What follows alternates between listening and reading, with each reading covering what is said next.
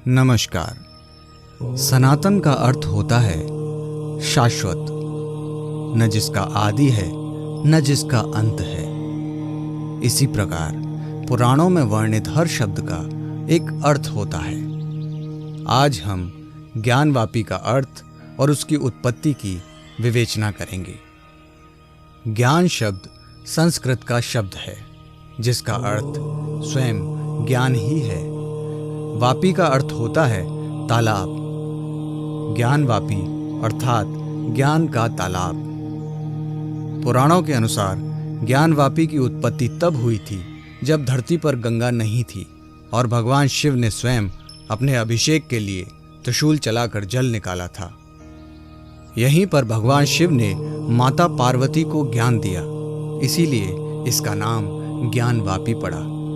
और जहां से जल निकला उसे ज्ञानवापी कुंड कहा गया। पुराणों में काशी की 6 वापियों का उल्लेख मिलता है।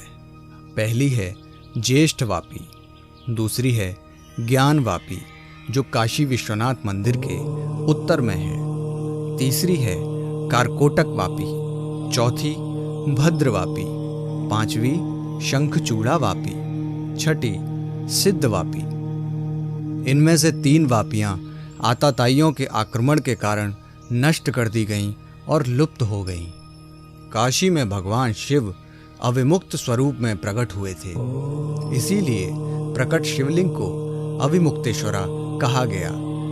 लेकिन आक्रांताओं के बार बार हमले और तोड़फोड़ के बाद उसको काशी विश्वनाथ का नाम दिया गया। अर्थात जो आज काशी विश्वनाथ के नाम से प्रसिद्ध हैं वो शिवलिंग पहले अविमुक्तेश्वरा के नाम से प्रकट हुए थे। 7वीं सदी में कुछ लोग इस मंदिर को विश्वेश्वरा के नाम से भी जानते थे। अपनी बर्बरता और खून खराबे के बाद जब मोहम्मद गौरी ने उत्तर भारत को अपने कब्जे में ले लिया तो उसका एक भरोसेमंद गुलाम कुतुबुद्दीन ऐबक अपने सुल्तान को खुश करने की भरपूर कोशिश करने लगा। कुतुबुद्दीन ऐबक ने मोहम्मद गौरी के कहने पर 1000 से ज़्यादा हिंदू मंदिरों को नष्ट कर दिया और उनके ऊपर मस्जिदें बनवाने लगा। इस बात से खुश होकर गौरी ने कुतुबुद्दीन ऐबक को दिल्ली की सल्तनत दे दी। उसके बाद रज़िया सुल्तान का शासन आया। रज़िया ने ही ज्ञानवापी और उसके आसपास के नष्ट किए हुए मंदिरों के ऊपर मस्जिदों का निर्माण कराया। इस्लामी आक्रांता इतने कट्टर और बर्बर होते थे कि ये जानबूझकर मंदिर के जीर्ण शीर्ण अवशेषों के ऊपर ही अपने प्रतीक बनवाते थे ताकि ये लोगों के मन में भय उत्पन्न कर सकें। संपूर्ण हिंदुस्तान का इस्लामीकरण करने का इनका प्रण इसी बात से शुरू होता था कि हिंदुस्तानी संस्कृति को तोड़कर उन्हें कुचलकर उनके ऊपर अपने प्रतीकों का निर्माण कराएं। भूतकाल में जितने भी आक्रांता आए उन्हें उस वक्त लगा होगा कि ऐसा ही चलेगा, हिंदुस्तान का इस्लामीकरण हो ही जाएगा, मंदिरों का कोई अस्तित्व नहीं रहेगा, सब जगह मस्जिद होंगी। लेकिन कहते हैं ना, काल का पहिया घूमता है और काल सबसे बड़ा होता है। लाखों मंदिरों को तोड़कर सिर्फ हिंदुओं को अपमानित करने के लिए उन्हीं के ऊपर मस्जिद बनाने वाले लोग आज नहीं हैं। ना ही उनकी सल्तनत है और ना ही वो समय है।